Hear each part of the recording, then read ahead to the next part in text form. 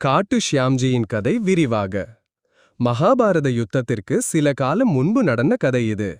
அஸ்தினாபுரத்தின் மாபெரும் வீரரான பீஷ்ம பிதாமகரின் பேரனும் பீமனின் மகனுமான கடோத்கச்சின் வீர மகனாக பார்பரீக் பிறந்தார்.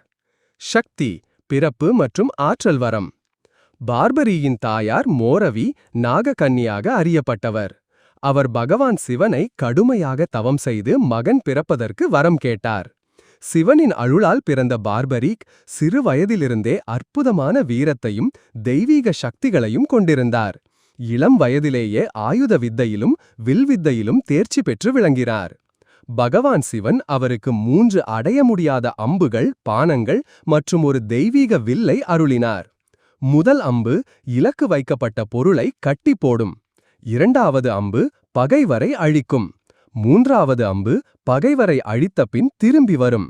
இதனால் மக்கள் அவரை 3 பாணதாரி, 3 அம்புகள் தாங்கியவர் என்று அழைத்தனர்.